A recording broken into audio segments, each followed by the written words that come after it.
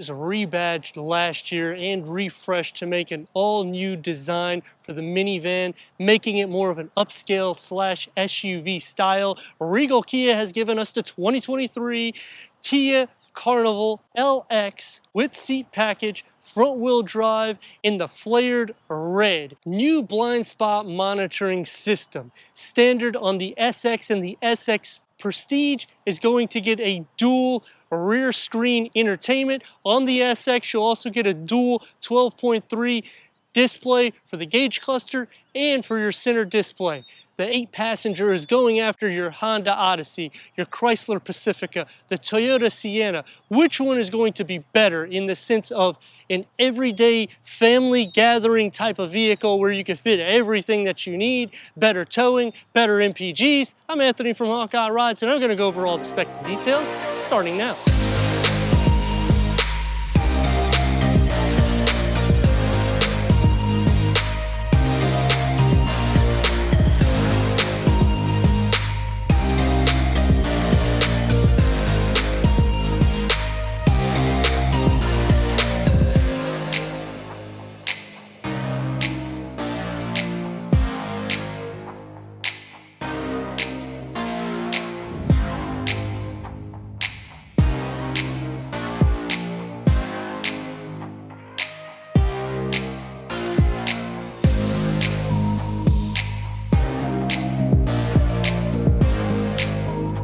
The new Kia Carnival MPV is a longer, more SUV, boxy, sexy styling that's carryover from the Telluride. Ground clearance is nearly 7 inches. It's not going to be the best, but what I do like is how you get the lights that integrate into the grille, because it just makes it stand apart from the Honda, from the Toyota, and from the Pacifica. LED daytime runnings. Working down the lower, you're going to get functional air curtains. Plus, I do like the silver that's bulging out because it really gives more of a dynamic flair. The hood is not going to be the longest, which it's a minivan. It should still project like a minivan, even though when you look at it at different angles, you're going to think that this is a lowered SUV. Working down, you're going to get some flared out fenders that encase 17-inch 5 double spoke alloy wheels. The matte black will be on the lower skirt. Then you'll get the pattern design behind the rear doors that go flush into the rear. The gloss black on the sides with the lower lip spoiler, the light bar with the Kia badging in it, and on the lower you're going to get that silver with the matte black. No exhaust outlets, towing up to 3,500 pounds, which is not necessarily too bad because, again, it's a minivan, but it is a very wide stance in the front and on the rear track. The windscreen is pushed back, helping with the aerodynamics, and you got the gloss black, giving a nice silhouette styling. The disc reading behind all 4 corners at 12.8 inches. They're ventilated. You're going to get your standard McPherson strut front suspension, a multi-link rear suspension, but what I like about this one is how the lines go right into the back of the doors, which Honda on the Odyssey does a similar thing. Just the way they do it with this, it's very seamless and it almost looks as if it's not there. It's going to be long because it's over 200 at 203 inches, a wheelbase, 121.7 inches. I do like that we have the automatic doors on both sides. So even if you get into the lower trims, you still have the availability to get in and out on both sides without any issues, which is very similar to the Chrysler Pacifica and on the Honda Odyssey. So it makes it easy accessibility for little kids, for adults. It's a minivan. So you're really expecting a practical and yet versatile type of vehicle, trying to bring the segment back for minivans because SUVs are taking over the market. You have your reverse camera and your reverse parking sensors. Going inside is going to be the heaviest to open up, with cargo starting at 40.2 cubic feet. You have 2 storage pockets on the side and a 12-volt. The third row bench split folds at a 60-40 split. That's going to increase the cargo to 86.9 cubic feet. And the second row bench split folds at a 40-20-40 split. That's going to max the cargo to 145.1 cubic feet. It's a V6 engine. We got to see the power underneath it. So let's start it up so we can hear that exhaust note.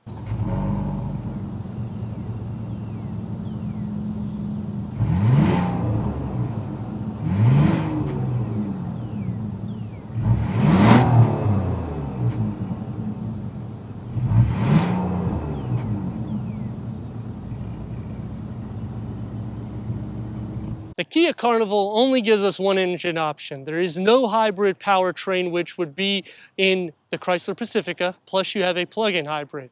But they do have the styling of that Telluride that's pretty much throughout, and just a little bit shorter down, not lifted up as much to give a minivan, and they back the performance with a 3.5 liter V6, producing 290 horsepower and 262 pound-feet of torque. That's paired to an 8-speed automatic transmission, achieving 19 to 26 mpgs at 0 to 60 around 7 seconds with a quarter mile at 15.3 seconds.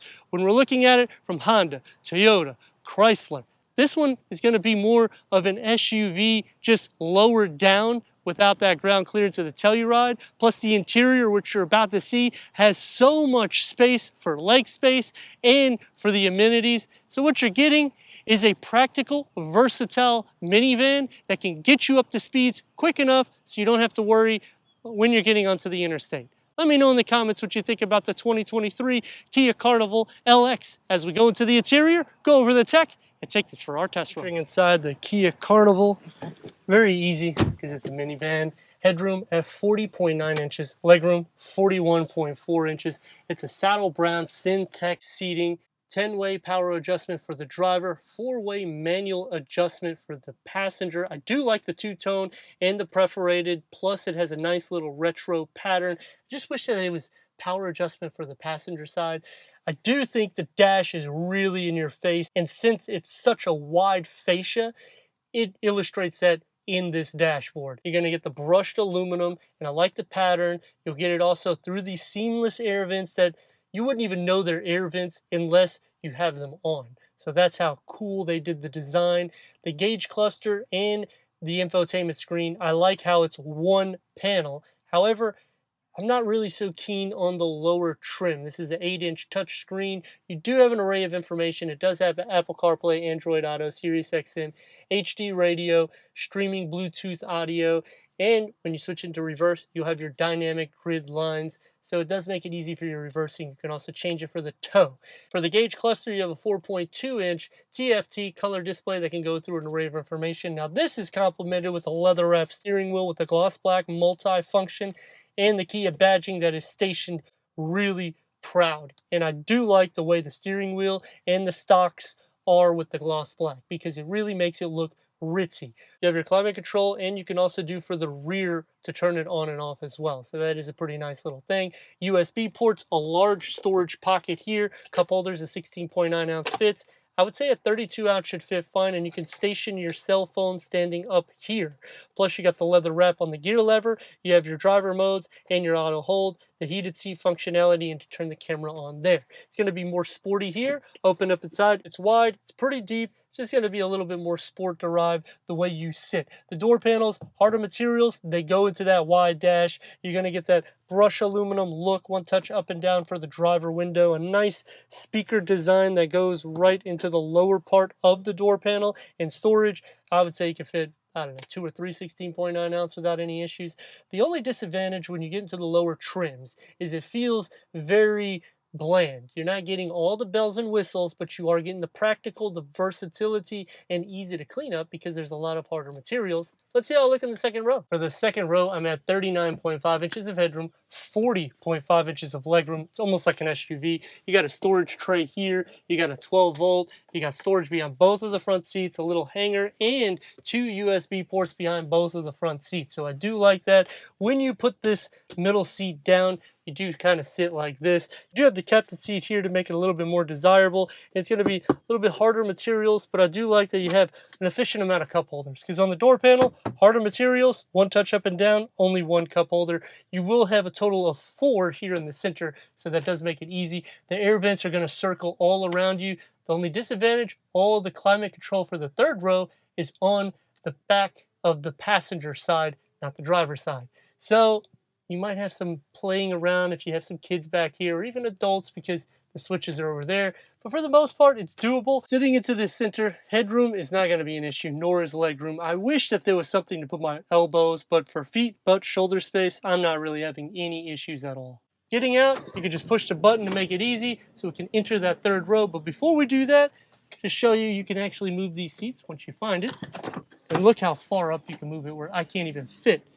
I actually hit the switch. I'm going to move it to about here. You can also recline these back. And even when you're sitting in the middle, where I would have room in the back, it still has an efficient amount of space for me to just relax and enjoy the second row. But let's see how I look in the third row. For the third row, I'm at 38.6 inches of headroom, 35.6 inches of legroom. Depending on the way the seat is, I can fit without any issues. You can also recline these really far back. And this is probably the way I would sit back here anyways.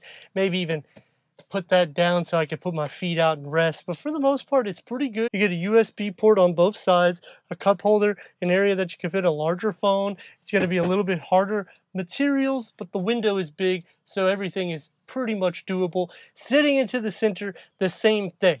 But shoulder feet space is going to be a little bit tighter because it's not going to be as wide as the second row, and because the door panels are actually more inward, whereas these don't have door panels, so the panel is actually outwards, giving us a little bit less space. So it is more desirable for 2 to sit in the third row, but you could fit 3 if you had to. Taking the 2023 Kia Carnival LX out for our test run, 3.5 liter V6 with 290 horsepower, 262 pound-feet of torque. This is going to be the most horsepower amongst all of them. This is going to be the fastest, except for the Honda Odyssey will be just a touch quicker, but the quarter mile, this is the fastest against all the rivals. This one is going to be a touch smaller than the Honda Odyssey. That's going to be the largest in the category for the minivan. So when you're taking these things in consideration, you're going to say, well, you know what? You're getting a lot of practical use out of what you're getting. You're getting good performance numbers, you're getting good MPGs, and it's quick, which is something that's not known for a minivan, and this is what we're going to show you right now.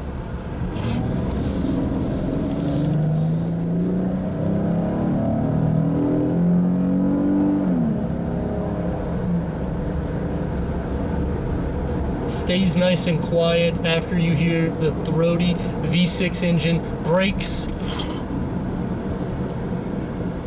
I mean, they just keep grabbing. They do a great job. Red light, this Wrangler got it in for him. Green light, here we go.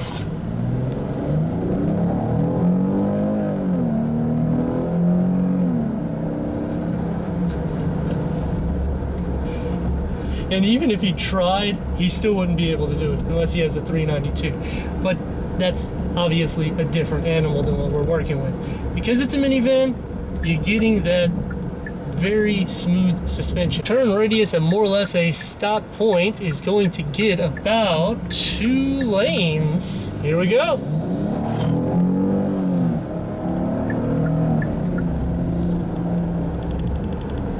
One thing I will say, it is a fun to drive vehicle. I mean, the dynamics obviously is going to be boaty, but it is what it is. And it's like a limousine, and that's what you're getting. And that's going to bring me to the 3 things I like and 3 things that I dislike. Is anything more than that, I'd be taking a Caravan home. So the 3 things that I like about it, the V6 engine, you have a sufficient amount of power. It would be nice to see over 300 horsepower. And the way you sit in the car, we'll get to the negativity here in a second. The second thing that I like about it is how wide it is in the interior. I mean, it is huge. You have enough space for 8 people, plus cargo, plus you can tow 3,500 pounds. This is insane because when you get into the Honda Odyssey, you feel a little bit cramped compared to this because it's a bit wider, even though that's a bit longer. The last thing that I like about it is how quiet it is on the drive. It's almost as quiet as the Chrysler Pacifica, which is the quiet in the segment, but this is faster, so you have to take some pluses and negatives. 3 things that I dislike about the vehicle. When I was saying negativity and the way you sit, it's a little bit tough for me sitting in here because it feels like a minivan. They did a great job with the styling on some parts of the exterior to make you feel like it's a SUV, but you don't feel like that at all inside. It still feels like a minivan. When I was in the Chrysler Pacifica, I think they did a better job masking the interior to make you feel more like an SUV. Here it's just so open that you continuously feel that. The second thing that I dislike, when you get into these base level trims, it's just a little bit more bland than the rivals. It's not as playful. You still get the nice engine because that's the only option that they give. It just would be nice that the screen was bigger, maybe a little bit less harder materials, or just put a different color combo so that way you don't see them as much. And the last thing that I dislike has to be the tailgate. it's super heavy. When you compare it to any rival, it feels like it's 50 pounds. So what I'm saying by heavy, it's not like I'm not strong enough to do it. It's the fact that a woman might drive this, or a man, and maybe they're not as strong. Maybe there's a kid that's doing it. Who knows? But when it's that heavy to close, I've had it happen multiple times where I thought I was slamming it too much because it was that heavy to close. But if you want to have some fun maneuverabilities, you can actually do that with this. Even though it's wide, the way the interior projects to the exterior, you can still see the hood. So that makes it easy for you to know where your bumpers are. You're not going to feel too big in the lane, and the steering is pretty artificial, so it's good because it's nice and light. It's not overly weighted, so that way anyone can drive the vehicle. As for the length, you got blind spot monitoring, and thank God you do. Over 200 inches, this is a vehicle that most people are not going to turn their head back. So you're going to be using your side view mirrors plus that blind spot monitoring, and Kia does a good job with the safety on that perspective. When I'm looking at it from the rivals, whether it's Honda, Toyota, Chrysler, I think they did a great job implementing what they did with this and giving you so much interior space, especially when I'm looking at it at a rival perspective. Just, there is some things that they could work on, especially when they're going onto the base trims, and because they've increased the price for 2023. I'd like to thank Regal Kia for giving us this 2023 Kia Carnival LX for our car review. If you're already a subscriber, thank you for being part of the Hawkeye community. If not, click the next video, the subscribe button, check out the details, merchandise, website, everything we do here, Hawkeye Rides.